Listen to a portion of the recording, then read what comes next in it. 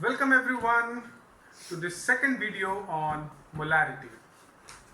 तो हमने पहले वीडियो में एक इंट्रोडक्शन देखा था ऑफ मोलारिटी एंड मोलालिटी और हमने कुछ क्वेश्चन सॉल्व करे थे। तो आज की वीडियो में हम उस कॉन्सेप्ट को एक्सटेंड करेंगे, मोलारिटी के कॉन्सेप्ट को एक्सटेंड करेंगे और मोलारिटी के बारे में थोड़ी न्यू चीज़ों को जानने की समझने की कोशिश करेंगे। ठीक है, तो आज के वीडियो में जो टॉपिक मैं कवर करने वाला हूं वो है मोलारिटी के ऊपर डाइल्यूशन से क्या इंपैक्ट पड़ता है। What is the impact of dilution of a solution on it's molarity. Second, we will look at a way of finding the molarity on mixing of two samples। मतलब हम दो sample लेंगे solution के, दोनों के अंदर सोल्यूट और solvent same है बट उसका कॉन्सेंट्रेशन अलग हो सकता है। तो अगर ऐसे दो सैंपल को हम मिक्स करते हैं तो जो रिजल्टिंग सैंपल आएगा, रिजल्टिंग मिक्सचर आएगा, उसकी मोलारिटी क्या होती है। So we will look at that aspect. And third aspect which we will look at is basically molarity of electrolytic solution।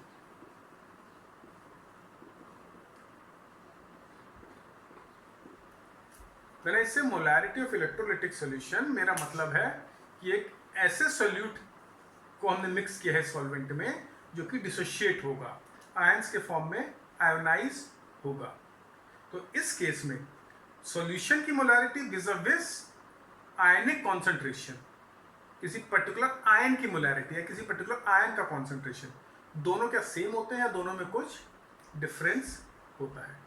तो that is another thing which you will study और ये बहुत important है because ये वाला concept हम लोग use करते हैं टिपिकली एसिड्स और बेसिस के अंदर जब हम पीएच फाइंड करने की कोशिश करते हैं या हम हाइड्रोजन आयन कॉन्सेंट्रेशन फाइंड करने की कोशिश करते हैं।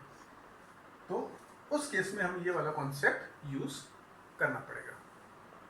ठीक है, तो ये तीन चीजें हम इस लेक्चर में कवर करेंगे। So before we start, let's look at और let's quickly revise the basics of molarity which we saw in the last video. और इसमें मैं केवल आपको मोलारिटी का फॉर्मूला एक्सप्लेन करता हूं। हमने स्टडी किया था कि molarity is equal to N upon V, ये नंबर ऑफ सोल्यूट पर यूनिट वॉल्यूम ऑफ सोल्यूशन। ये फॉर्मूला था मोलारिटी का। यहां पर N नंबर ऑफ सोल्यूट है, sorry number of moles of solute है, V है वॉल्यूम ऑफ सोल्यूशन।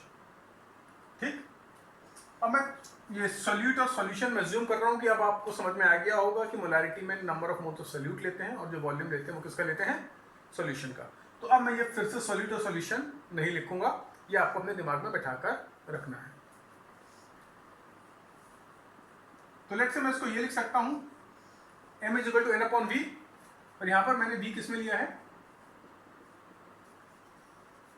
लीटर्स में। तो इसी फॉर्मूले को मैं ये भी लिख सकता हूं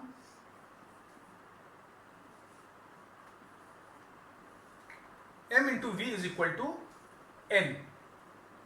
ये बहुत इंपॉर्टेंट है, इनॉक्वस सा लगता है बट इंपॉर्टेंट है बिकॉज अल्टीमेटली ये क्या बता रहा है तुम्हें, ये बता रहा है कि अगर मैं किसी सॉल्यूशन की मोलारिटी को उस सॉल्यूशन के वॉल्यूम से मल्टीप्लाई कर दूं तो मुझे क्या मिल जाएगा, number of moles of solute मिल जाएगी। राइट, यही हो रहा है कि मैंने अगर मोलारिटी ऑफ सॉल्यूशन को मल्टीप्लाई कर दिया वॉल्यूम ऑफ सॉल्यूशन से तो मुझे क्या मिल गए, मोल्स ऑफ सोल्यूट। मतलब एकदम बेसिक, यहां से क्लियरली दिख रहा है बट फिर भी एट टाइम्स लोगों को ये कॉन्सेप्ट पकड़ने में दिक्कत होती है कि m into v will give me number of moles of solute.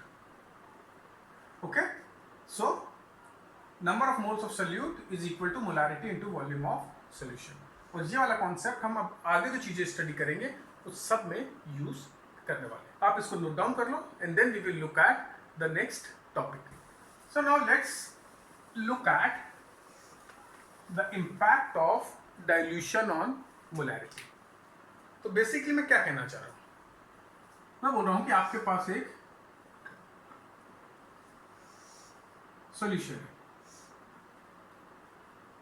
ठीक है, और मेरे पास इस सॉल्यूशन का वॉल्यूम V1 है और इस सॉल्यूशन की मोलैरिटी M1 है और इसमें नंबर ऑफ मोल्स N1 है। तो जैसा भी हमने स्टडी किया, N1 can also be written as M1V1, ठीक है। तो ये मेरा सॉल्यूशन A है। अब मैंने क्या किया, मैंने इसको डाइल्यूट किया। डाइल्यूट यानी मैंने इसमें और सॉल्वेंट ऐड कर दिया। तो लेट्स से मेरा सॉल्वेंट वाटर है तो मैंने इसमें और वाटर ऐड कर दिया।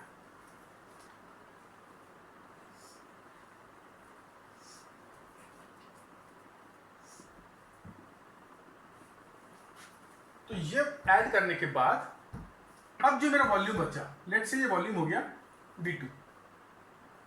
अब मुझे पता नहीं इसकी मोलैरिटी क्या होगी, I don't know the molarity, but I assume की मोलैरिटी है V2, sorry M2। What about number of moles? क्या मैं पता नंबर ऑफ मोल्स कितने? देखो, क्या मैंने इसमें कोई सॉल्यूट ऐड किया? क्या मैंने इसमें से कोई सॉल्यूट निकाला? तो अगर मैंने इसमें कोई सॉल्यूट ऐड नहीं किया, मैंने इसमें से कोई सॉल्यूट निकाला नहीं, तो number of moles of solute तो उतना ही रहेगा ना, राइट? मैंने इसमें क्या ऐड किया? वाटर। वाटर क्या था? सॉल्वेंट। ना मैंने इसमें सॉल्यूट ऐड किया, ना मैंने इसमें से सॉल्यूट निकाला। तो अगर मैंने ना ऐड किया ना निकाला, तो जो क्वांटिटी पहले थी, जो नंबर ऑफ मोल्स सॉल्यूट के पहले थे, वही number of moles of solute अब भी होंगे। So that means N2, which can be written as M2 into V2, ठीक है। तो अब मुझे पता है कि N1 is equal to N2, number of moles of solute before dilution is equal to number of moles of solute after dilution। इतना simple. और देखो एक शानदार फॉर्मूला आप लोग के लिए आ गया, M1V1 is equal to M2V2,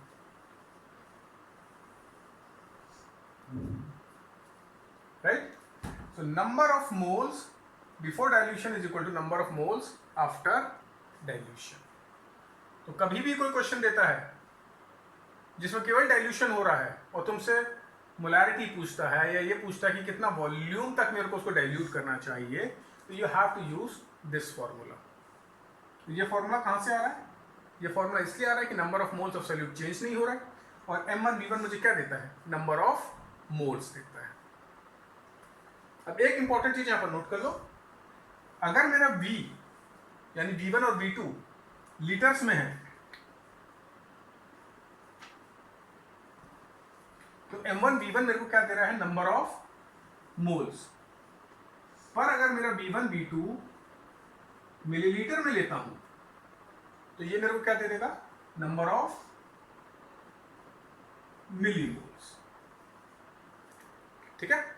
तो अगर मैं V1 V2 को मिलीलीटर में लेता हूं तो मेरे को मिलीमोल्स मिल जाएंगे और V1 V2 को मैं लीटर में लेता हूं तो मेरे को मोल्स मिल जाएंगे। जिससे आपको इजी लगे करना, उससे आप सॉल्व कर सकते हो, ओके। और एक मोल में कितने मिलीमोल्स होंगे? मिली का मतलब होता है 1000, तो एक मोल में 1000 मिलीमोल्स होते हैं। क्लियर है? तो ये था हमारा फर्स्ट पार्ट कि मोलैरिटी के ऊपर डाइल्यूशन का क्या इम्पैक्ट होता है। मैंने कोशिश करी कि बहुत ही सिंपल तरीके से उसको समझा दूं and I am sure and I am very hopeful कि आपको ये बहुत अच्छे से कॉन्सेप्ट समझ में आ गया होगा, ये कहाँ से आ रहा है। अगर ये कॉन्सेप्ट क्लियर है कि ये नंबर ऑफ मोल्स देता है तो आपको फॉर्मूला याद रखने की भी जरूरत नहीं है, बस आपको दिमाग लगाना है। हाँ, डाइल्यूशन हुआ तो number of moles of solute change नहीं हुए, तो ये number of moles of solute before dilution निकालिए, आफ्टर डाइल्यूशन निकालिए, दोनों को इक्वेट कर दीजिए, okay. So let's do one simple problem on this concept to make sure कि ये एकदम क्रिस्टल क्लियर है. तो सिंपल सा क्वेश्चन है, 250 milliliter of 3 molar, जब मैं बोल रहा हूं 3 मोलर या 3 कैपिटल M, इसका मतलब है मोलैरिटी 3 है. Okay, 250 milliliter of 3 molar solution is diluted up to a volume of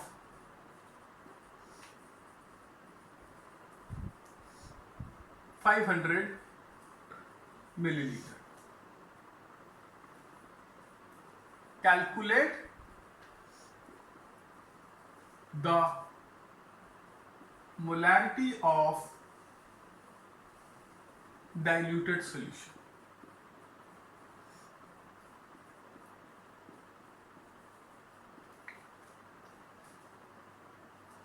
simple है, बहुत ही सिंपल क्वेश्चन है. देखो लिखते सबसे पहले क्या गिवन है, डाइल्यूशन का है तो हमें फॉर्मूला लगाना m1 v1 is equal to m2 v2. ठीक है, m1 कितना दिया हुआ है 3, v1 250, m2 फाइंड करना है v2 500. Number of mole same रहेंगे तो m1 v1 is equal to m2 v2. तो 3 into 250 is equal to 500 into m2. ये 2 तो m2 is equal to 3 by 2, 2 को यहाँ ले गए, which is equal to 1.5 मोल पर लीटर. एकदम सिंपल, बहुत इजी लग रहा है ना. बस तो कॉन्सेप्ट क्लियर रखो, क्वेश्चन से एकदम इजीली सॉल्व हो जाएंगे. ठीक है, इसी क्वेश्चन को मैं क्या कर सकता था, घुमा सकता था. 250 मिलीलीटर पे, चलो पहले इसको नोट कर लेते हैं, तो इसी क्वेश्चन का दूसरा फॉर्म देख लेते हैं. राइट, ठीक है, वीडियो पॉज करके नोट कर लो.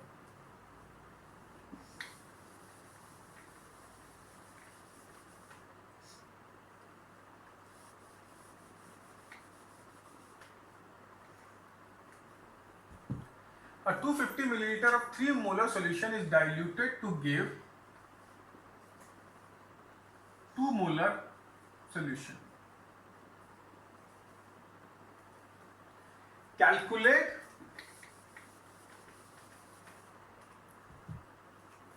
the volume of solvent added to the original solution.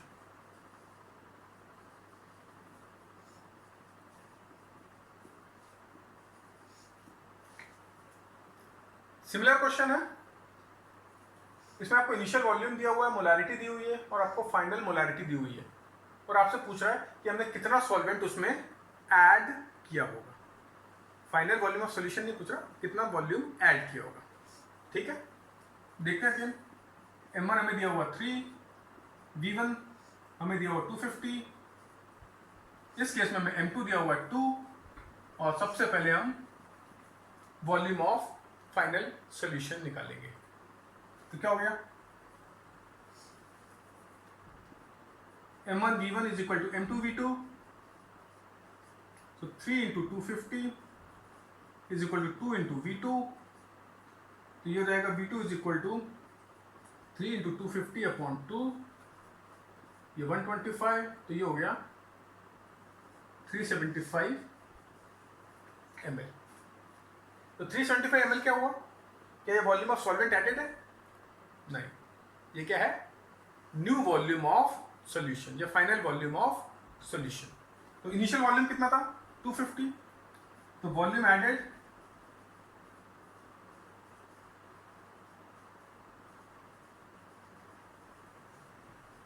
new volume minus old volume, which is equal to 125 ml. ठीक है, एकदम सिंपल है. कॉम्पिटिटिव एग्जाम में क्वेश्चन आता है, सबसे पहला ऑप्शन देगा 375 ml. तो आप में से काफी लोग सीधे सीधा अरे ये मेरा आंसर आ गया, टिक। तो थोड़ा पढ़ो, समझो और फिर आंसर दो। क्वेश्चन पढ़ो क्या दिया है निकालने को और निकालो। यहां तक निकालने के बाद अगर तुम क्वेश्चन गलत कर देते हो तो बुरी बात है ना, बुरा लगेगा, बहुत बुरा लगेगा। मुझे लगने लगे, आपको तो बहुत बुरा लगेगा जो गलत कर आएगा। इसलिए बी केयरफुल कि क्या पूछा है और क्या आंसर दे रहे हो, जल्दबाजी मत करो, ठीक। चलो अब रब करते हैं और अब नेक्स्ट कॉन्सेप्ट पर बढ़े।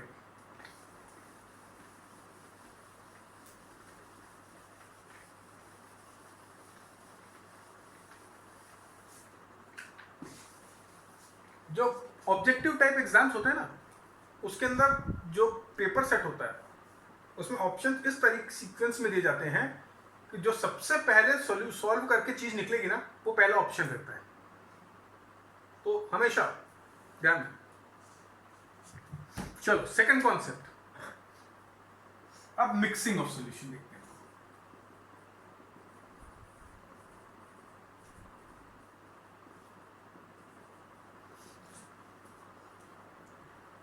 अभी मैं कवर करूंगा मिक्सिंग ऑफ सॉल्यूशन जिसमें सॉल्यूट और सॉल्वेंट दोनों सेम है, पर हो सकता है उनका कॉन्सेंट्रेशन अलग अलग।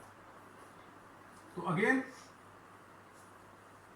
लेट्स से ये सॉल्यूशन ए और ये सॉल्यूशन बी।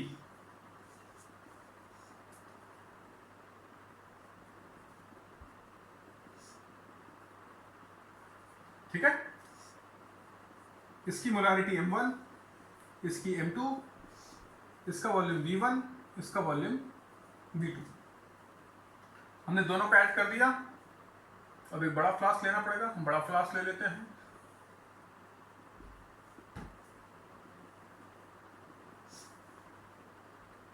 तो लेट्स से इस नए सॉल्यूशन की मोलारिटी v3 और वॉल्यूम v3। ठीक है, अब कितने लोग अपने आप फॉर्मूला निकाल लोगे, m1 v1 m2 v2 m3 v3 के बीच में रिलेशन निकाल सकते हो। कॉन्सेप्ट वही है जो हमने पिछले पार्ट में लगाया था। देखो क्या जब मैंने इन दो सॉल्यूशन को मिक्स किया तो इसके नंबर ऑफ मोल्स थे m1 v1, इसके थे m2 v2। तो जब मैंने इन दो सॉल्यूशन को मिक्स कर लिया तो जो मेरे नंबर ऑफ मोल्स अब सॉल्यूट के होंगे वो कितने हो जाएंगे। जो मोल्स यहां थे लेट्स से n1, जो मोल्स यहां थे लेट्स से n2, ये दोनों ऐड हो जाएंगे n1 प्लस n2, राइट। यही होगा ना भाई, एक फ्लास्क में n1 मोल्स है, दूसरे फ्लास्क में n2 मोल है, दोनों को मैंने ऐड कर दिया एक फ्लास्क के अंदर, तो मेरे टोटल नंबर ऑफ मोल्स कितने हो गए n1 प्लस n2, राइट। तो उसका क्या मतलब हुआ कि n1 कितना है m1 v1, n2 कितना है m2 v2।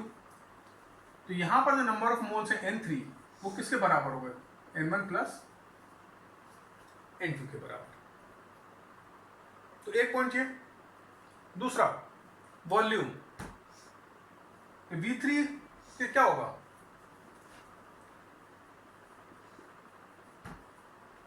यही होगा ना v1 प्लस v2, क्योंकि ना मैंने इसमें कोई सॉल्वेंट डाला ना इसमें से सॉल्वेंट निकाला। तो जितना वॉल्यूम यहां था प्लस जितना वॉल्यूम यहां था वही वॉल्यूम सॉल्यूशन का मेरे को यहां मिल जाएगा। ठीक, अब फिर से हम लगाते हैं। नंबर ऑफ मोल्स क्या होते हैं, मोलारिटी इंटू वॉल्यूम। तो उसके क्या हो गया number of moles n3 into v1 plus v2।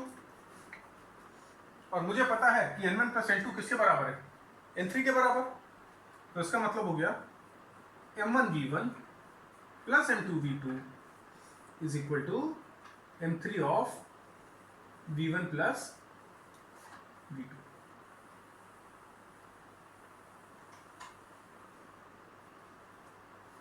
आगे समझ में? देखो बेसिक कॉन्सेप्ट वही है कि जब मैंने दो सॉल्यूशन को मिक्स किया तो इसके अंदर जो n1 मोल्स थे और जिसमें थे n2 मोल्स, तो जब मैंने मिक्स किया तो मैंने कोई एडिशनल सॉल्यूट डाला नहीं, कोई सॉल्यूट निकाला नहीं, तो सॉल्यूट के नंबर ऑफ मोल्स कितने हो जाएंगे n1 प्लस n2 के बराबर। और n1 क्या होता है मोलैरिटी इंटू वॉल्यूम, तो ये हो गया N1 N2 क्या होगा, मोलैरिटी इंटू वॉल्यूम, ये हो गया N2, तो N1 प्लस N2 क्या हो गया, M1V1 प्लस M2V2, राइट। ये क्या हो गया, this is nothing but N1 plus N2। अब ये किसके बराबर है, N3 के बराबर है। N3 क्या है, new molarity into volume which is M3V3, और V3 किसके बराबर है, V1 और V1 प्लस V2 के बराबर, क्योंकि हमने सॉल्यूशन का वॉल्यूम बढ़ाया ही नहीं, हमने इसमें कोई सॉल्वेंट ऐड ही नहीं किया। तो मेरे को ये फॉर्मूला आ गया M1V1 plus M2V2 is equal to M3 into V1 plus V2। तो ये फॉर्मूला लगाकर हम कोई भी क्वेश्चन जिसके अंदर इस तरह की कंडीशन दी है कि sample A is mix with sample B, so find the molarity of the resultant mixture, ये यूज कर सकते हैं। कॉन्सेप्ट अगेन वही कि M1V1 is equal to number of moles. Note down कर लो और एक क्वेश्चन करके देखते हैं इसके ऊपर।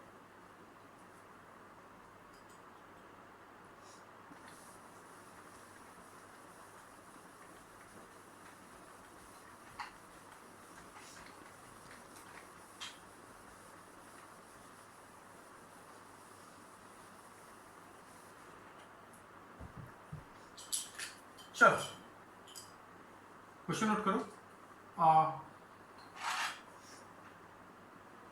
250 millilitre of 3 molar aqueous solution of HCl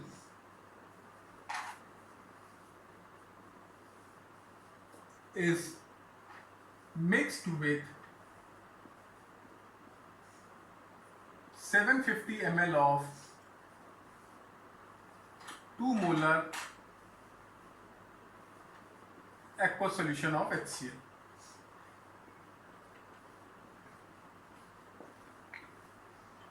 ठीक है, find the concentration of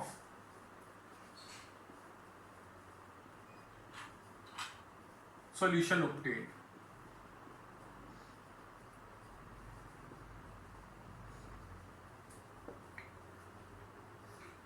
ठीक है, तो क्या दिया हुआ तुम्हें, दो सैंपल दिए हुए हैं HCl के, HCl सॉल्यूशन के। एक का तुमने वॉल्यूम लिया 250 ml जिसका मोलैरिटी है 3m, दूसरे का वॉल्यूम लिया 750 ml और उसकी मोलैरिटी दी हुई है 2m। इन दोनों को मिक्स कर दिया एंड यू आर आस्क्ड जो नया सॉल्यूशन मिला है उसका कॉन्सेंट्रेशन कितना होगा, right. Again given M1 is equal to 3, M2 is equal to 2, V1 is equal to 250 ml, sorry, V1 equal to 250 ml and V2 is equal to 750 ml, and you have to find M3। ठीक है, V3 कितना हो जाएगा, 250 plus 750 which is equal to 1000 ml। अब हम number of moles को equate कर दें, तो M1V1 plus M2V2 is equal to M3V3 which implies 3 into 250 plus 2 into 750 is equal to M3 into 1000। ठीक है, अब मैं सीधे 250 कॉमन ले लेता हूं, 3 plus 2 into 3 is equal to M3 into 1000, तो ये हो गया 250 अपॉन 1000 इंटू कितना हो जाएगा, 3 into 2 6, 6 plus 3 9, ये 250 ये 4 गया तो इज इक्वल टू M3, तो M3 is equal to 9/4 which is equal to 2 point कितना आएगा 2.25 मोल पर लीटर। ठीक है, बहुत ही सिंपल है। कॉन्सेप्ट क्लियर हो तो क्वेश्चन बहुत इजी है, और कॉन्सेप्ट ही क्लियर नहीं है तो फिर तो क्वेश्चन कितना भी सिंपल हो कुछ नहीं हो सकता। तो फोकस रखो कॉन्सेप्ट के ऊपर। कॉन्सेप्ट क्लियर है तो एक क्वेश्चन करने के बाद भी तुम्हारे कोई भी क्वेश्चन आएगा तुमसे बन जाएंगे। ठीक, पर कॉन्सेप्ट क्लियर रखने का तरीका क्या है, जब पढ़ा रहे हैं तब उसको ध्यान से सुनो, समझो और फिर क्वेश्चन सॉल्व करो। ठीक, क्लियर है इतना? तो आज के लिए इतना काफी कि मैं थर्ड वाला कॉन्सेप्ट भी ले लूं, या छोड़ो, मेरे को नहीं लगता कि थर्ड कॉन्सेप्ट आज स्टडी करना चाहिए, थोड़ा मिक्स कर लोगे चीजों को, कंफ्यूज कर लोगे। तो for today's class we will restrict our discussion only to these two concepts. जो नेक्स्ट क्लास होगी उसके अंदर हम लोग स्टडी करेंगे difference between concentration of a solution and concentration of ions. ठीक है, काफी इंपॉर्टेंट है, इसके बेसिस पे बहुत क्वेश्चन आते हैं कॉम्पिटिटिव एग्जाम्स में, and all related to acids, bases, neutralisation reaction and so on and so forth। Difficult लगता है शुरू में, लेकिन फिर वही रिपीट करूंगा, कॉन्सेप्ट कॉन्सेप्ट कॉन्सेप्ट कॉन्सेप्ट को ध्यान से पकड़ोगे तो बहुत ही इजीली सॉल्व कर लोगे। ओके, तो चलो, so that's it for this particular video and see you soon with the next video. Bye bye and have a nice day.